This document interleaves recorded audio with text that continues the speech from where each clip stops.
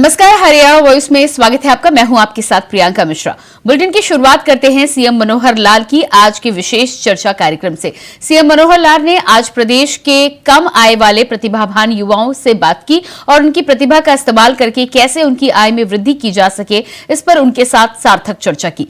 इस दौरान सीएम मनोहर लाल ने कहा कि मैं हमेशा से चिंता करता हूं कि मेरे हरियाणा परिवार के जो जरूरतमंद लोग हैं, जिन्हें काम की आवश्यकता है, उनके लिए ज्यादा से ज्यादा योजनाएं बनाई जाएं, साथ ही साथ उनकी आय में वृद्धि की जाए। आइए सुनते हैं क्या कुछ कहा सीएम मनोहर लाल ने। आज मैं ऐसे युवकों से बात कर रहा हूं जो मेरी जानकारी में सरकार के लाभार्थी तो नहीं है। आप अपनी शिक्षा आदि पूरी करके या तो सरकारी नौकरी की तैयारी कर रहे हैं या फिर ऐसे युवकों को हम सरकार की ओर से कोई योजना बना करके और उनको एक लाभ पहुंचा सकें, इस प्रकार के वर्ग से आज मैं बात कर रहा हूं। निश्चित रूप से आज आप जो हैं भविष्य के लाभार्थी हैं।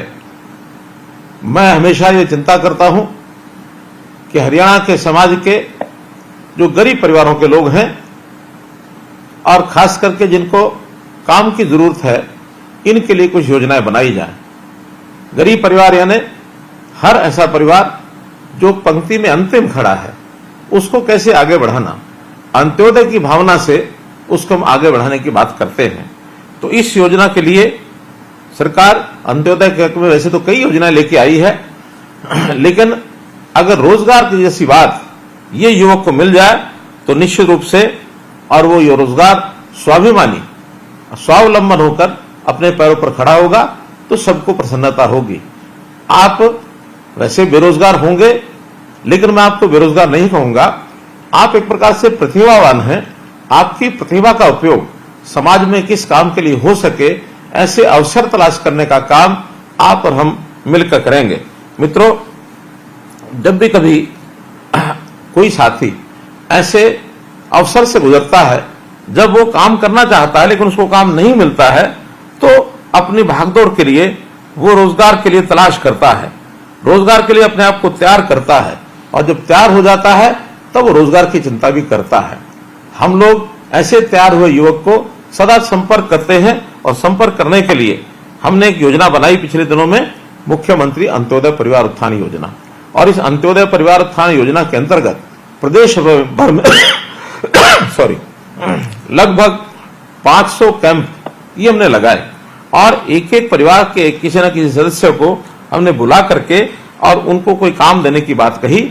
ऐसे परिवार जिनकी आय 1 लाख रुपए से कम है, हो सकता है आप में से भी किसी को उस कैंप में जाने का अवसर मिला हो सकता है आप न गए हो, लेकिन हमने ऐसे अपने कैंप लगाकर लगभग 50,000 से ऊपर ऐसे युवाओं को और बैंक से लोन लेकर के दिलवाया है, ताकि वो अपने पैरों पर खड़े हो सकें, स्वावलंबी होकर और अपने काम को आगे बढ़ा सकें।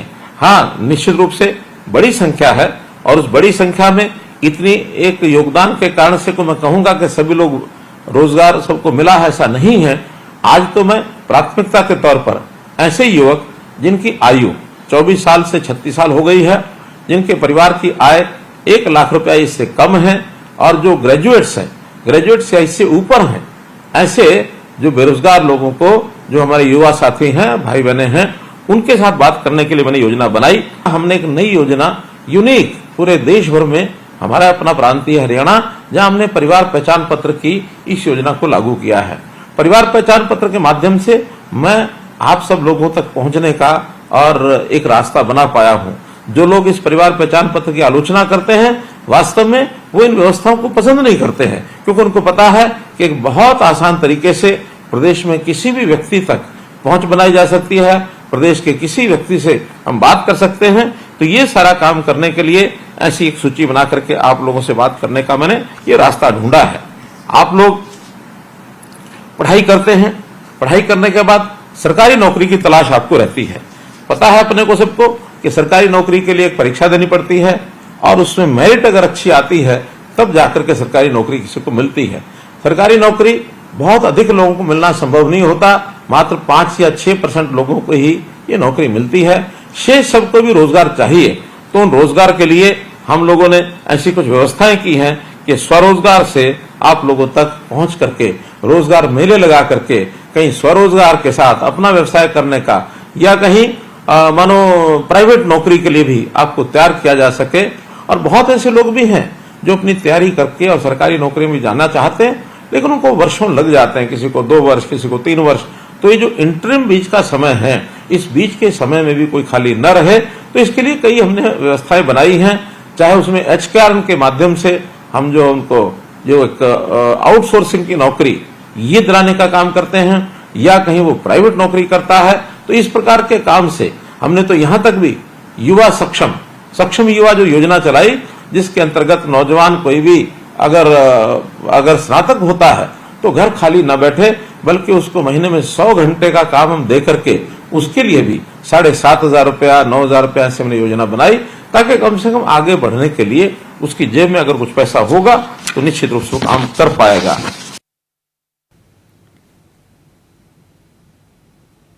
दरअसल मुख्यमंत्री मनोहर लाल ने आज सीएम की विशेष चर्चा कार्यक्रम के जरिए 1 लाख रुपए वार्षिक आय तक के परिवार के ग्रेजुएट युवाओं से ऑडियो कॉन्फ्रेंसिंग के माध्यम से संवाद करते हुए कई महत्वपूर्ण बातों को रखा। सीएम ने इस दौरान युवाओं का हौसला भी बढ़ाया और क्या कुछ कहा उन्होंने, सुनिए आप भी। रोजगार मेलों के अंदर सरकारी विभागों की बहुत सी योजनाएं होती हैं, हमने उनको वहां भेज करके 17 विभाग ऐसे थे जिन्होंने ऐसे सब युवाओं की काउंसलिंग की, और उन मेलों में उन्होंने जाकर के पुरानी जो कुछ कंपनियां ऐसी हैं, कुछ उद्योग ऐसे हैं जिनको बुला करके काम देने की भी बात की है।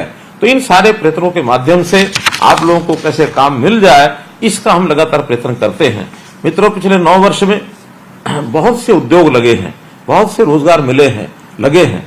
मुझे तो इस बात की प्रसन्नता है कि हम जितने प्रयत्न करते हैं उसका बहुत लाभ हो रहा है। हमने अभी पिछले दिनों के अंदर जो 1889 रोजगार मेले लगाए, जिसके अंदर 1 लाख से ऊपर ऐसे नौजवानों को निजी क्षेत्रों में उनको रोजगार के साथ जोड़ा है।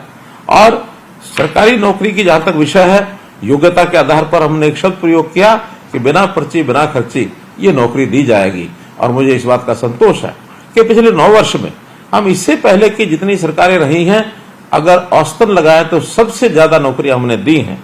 उदाहरण के तौर पर 1999 से लेकर 2005 तक ये जो 5 साल की सरकार, 5.5 साल वो सरकार चली, मात्र 15,000 नौकरियां ही वो दे पाए।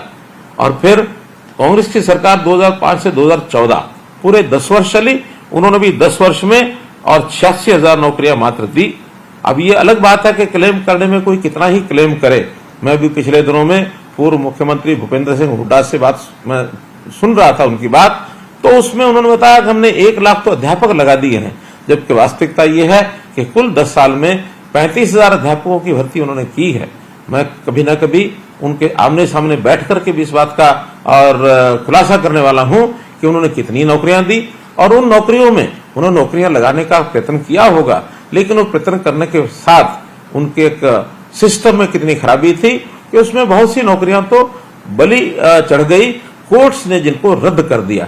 तो ऐसी रद्द हुई नौकरियां वो भी उनको देखनी होंगी। और जो उन्होंने आउटसोर्सिंग से लगा करके गेस्ट टीचर लगाए थे, आखिर उस गेस्ट टीचर्स को भी नौकरियां नहीं दे पाए।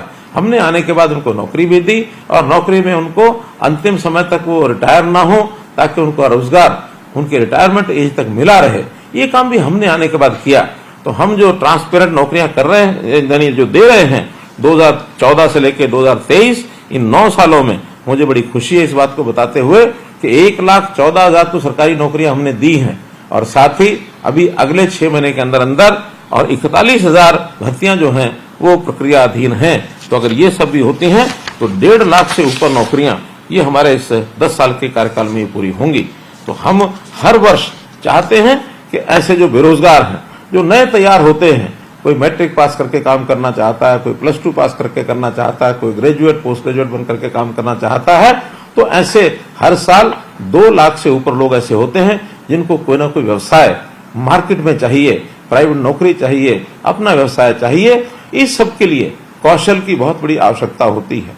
हमने कौशल विकास कैसे हो, इसके लिए हरियाणा ने और एक श्री विश्वकर्मा कौशल विश्वविद्यालय ये भी खोला है। उसके खुलने के बाद हजारों युवक चाहे सीधे यूनिवर्सिटी से अथवा यूनिवर्सिटीज का जो अन्य संस्थान उद्योग आदि हैं उनके साथ जो समझौता हुआ है, करार हुआ है, उसके माध्यम से वो कौशल प्राप्त करते हैं, फिर उन्हीं के स्थानों के ऊपर वो नौकरी में भी लगते हैं। तो इस प्रकार की सारी व्यवस्थाएं हम कर रहे हैं।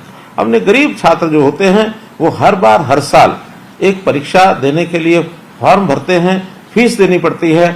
और हरियाणा में हमने सीईटी की व्यवस्था जो की है, कॉमन एलिजिबिलिटी टेस्ट, उसके माध्यम से ये तय किया है कि किसी भी युवा को नौकरी करने के लिए बार बार आवेदन नहीं करना पड़ेगा। पढ़ाई के बाद एक ही बार आवेदन करेगा और जो परीक्षा देगा भी सही तो 3 वर्ष तक लगातार उस परीक्षा का परिणाम और वो जो है एक प्रकार से उसको मान्यता दी जाएगी। उसमें से कभी भी 3 वर्षों में उसको जो नौकरी पर मिल सकती है। हाथों हाथ जिनको नौकरी मिलेगी उनको तो सरकारी नौकरी में पक्के होंगे ही। जो ऐसी जो परीक्षा सीईटी की होती है उसमें हमने एसकेआरएम के माध्यम से भी ऐसे जो परीक्षा दे चुके लोग हैं सीईटी में उनको 10% मार्क्स अंक अलग से भी मिलेंगे ताकि प्राथमिकता के आधार के ऊपर उनको जो है नौकरी दी जा सके, क्योंकि उनकी आवश्यकता बहुत अधिक है। बीपीएल के जो परिवार हैं ऐसे परिवारों को 5 अंक अतिरिक्त देने का भी हमने प्रावधान किया है। और इन 5 अंक के कारण से बहुत से ऐसे जो विद्यार्थी अपनी गरीबी के कारण से शायद कम्पीट करने में उनको कठिनाई आती होगी, तो इन 5 अंक लेने के बाद वो एक अच्छी कंफर्टेबल पोजीशन पर ये आ जाते हैं। ये भी हमने इसके अंदर जो है ये काम किया है। तो मित्रों, हमारे यहाँ जो भी कुछ योजनाएं बनाई गई हैं, इन योजनाओं में अधिक से अधिक लोगों को काम मिले। और एक नई चीज, आजकल इंडस्ट्री ऐसे युवकों को तलाश करती है जो नवीनतम तकनीक के अनुसार उद्योगों की मांगों को पूरा करे। तो इस प्रकार कुछ युवा ऐसी पढ़ाई करने के बाद उनको अप्रेंटिसशिप, इस एक योजना का भी लाभ हम दिलाते हैं। हर प्रदेश में अप्रेंटिसशिप प्रशिक्षण, इस पर विशेष ध्यान हमने दिया है। तो जो प्रति लाख जनसंख्या के आधार पर पूरे देश में ऐसे अप्रेंटिस की संख्या हम गिने तो हरियाणा राज्य देश में प्रथम स्थान पर आया है, जो अप्रेंटिस के माध्यम से उनको जो है नौकरियां मिलती हैं। वहीं हरियाणा के मुख्यमंत्री मनोहर लाल का कहना है कि विभिन्न सामाजिक वर्गों को संविधान के कारण अलग अलग सुविधाएं मिलती हैं। एससी को नौकरियों में प्रवेश करते समय 20% आरक्षण मिलता है, लेकिन पदोन्नति के दौरान इसे ध्यान में नहीं रखा जाता। अब हमने पदोन्नति के आरक्षण प्रदान किया है और कक्षा 1 और 2 के लिए इसे आज से लागू कर दिया है। वैसे आपको ये भी बता दें कि हरियाणा के मुख्यमंत्री मनोहर लाल ने पहले ही घोषणा की थी कि उनकी सरकार समूह ए और बी के पदों पर अनुसूचित जाति वर्ग के अधिकारियों को पदोन्नति में 20% आरक्षण नीति लागू करेगी। इससे पहले राज्य सरकार में यह आरक्षण समूह सी और डी के पदों तक ही सीमित था। बाकायदा सरकार ने विधानसभा में घोषणा करते हुए कहा था कि राज्य सरकार इस आरक्षण नीति के प्रभावी कार्यान्वयन के सुनिश्चित करने के लिए एक रोस्टर प्रणाली बनाने पर सक्रिय रूप से काम कर रही है और अब सरकार उस पर अमल कर रही है। अलग अलग वर्गों को कुछ सुविधाएं संविधान प्रदत्त हैं। तो संविधान प्रदत्त यह है कि अनुसूचित जाति के समाज को 20% का आरक्षण नई भर्तियों में तो पहले से ही है। लेकिन मांग थी कि हमारी जो प्रमोशन होती है उसमें रिजर्वेशन का ध्यान नहीं रखा जाता और इसकी मांग बहुत पुरानी है। हमने 2015 में क्लास 3, क्लास 4 में तो उस समय कर दी थी और वो लगातार बाकायदा चल भी रही है। क्लास 1 और क्लास 2 में नहीं थी। बहुत सा उसका अध्ययन किया, हमारे अधिकारियों ने भी किया, हमारे उन समाज के नेताओं ने, एससी नेताओं ने भी किया, एससी कर्मचारियों से बातचीत हुई, मैंने स्वयं भी अध्ययन किया।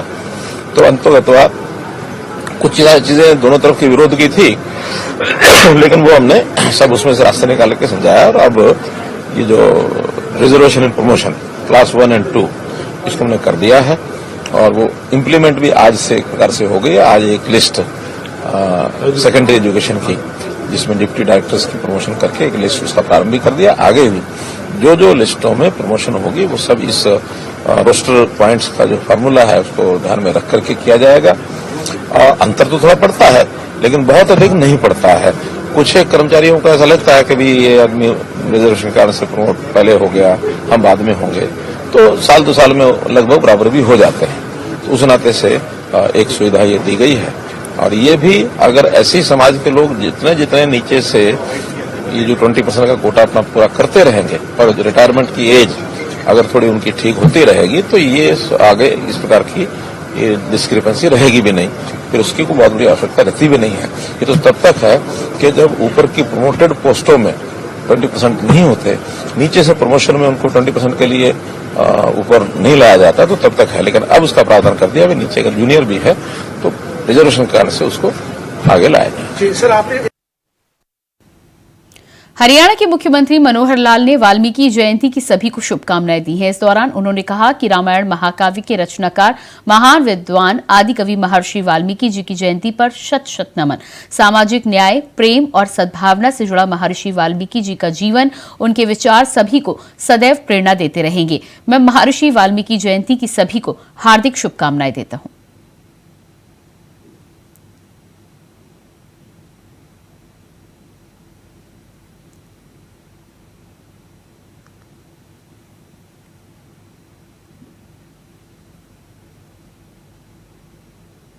एशियाई गेम्स में भारतीय एथलीट और हरियाणा के बेटे रमन शर्मा ने 1500 मीटर दौड़ स्पर्धा में स्वर्ण पदक जीता है। बता दें कि रमन शर्मा की जीत पर हरियाणा के मुख्यमंत्री मनोहर लाल ने बधाई दी है। साथ ही उन्होंने कहा है कि आप सभी खेल प्रदर्शन से ऐसे ही देश का नाम रोशन करते रहें। बता दें कि हरियाणा के मुख्यमंत्री मनोहर लाल ने अपने ऑफिशियल एक्स हैंडल से खिलाड़ियों की तस्वीर शेयर करते हुए लिखा है कि हरियाणा की माटी के लाल दिखा रहे हैं कमाल।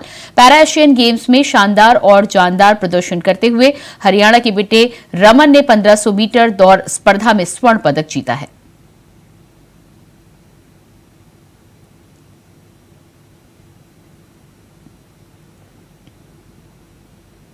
भारत ने रिकॉर्ड तोड़ प्रदर्शन करते हुए एशियन पैरा गेम्स में 111 पदक जीतकर किसी भी प्रमुख अंतर्राष्ट्रीय बहुखेल प्रतियोगिता में सर्वाधिक पदक जीतने का इतिहास बना दिया है।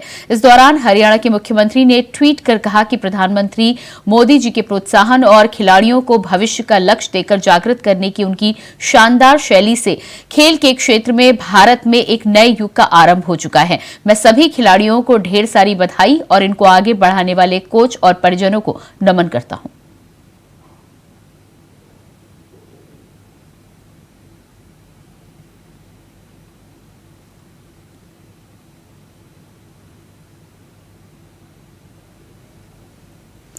मुख्यमंत्री मनोहर लाल ने पंचकुला में महर्षि वाल्मीकि जयंती पर आयोजित सम्मान समारोह में शिरकत की। इस अवसर पर विधानसभा स्पीकर ज्ञानचंद गुप्ता, कैबिनेट मंत्री डॉक्टर बनवारी लाल, राज्यसभा सांसद कृष्णलाल पवार भी मौजूद रहे। साथ ही मुख्यमंत्री मनोहर लाल ने सभी को वाल्मीकि जयंती की शुभकामनाएं देते हुए कहा कि महर्षि वाल्मीकि जी ने मर्यादा पुरुषोत्तम भगवान श्रीराम जी के जीवन चरित्र को सुंदर रचना का रूप देते हुए समग्र संसार को सत्य, धर्म, प्रेम, त्याग और न्याय से अवगत कराया है। साथ ही उनका स्वयं का जीवन भी सात्विकता की अद्भुत मिसाल है।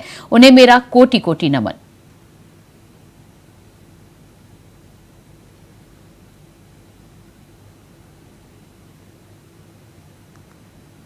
और इसी के साथ हरियाणा वॉइस में इतना ही। खबरों का सिलसिला जारी रहेगा। नमस्कार।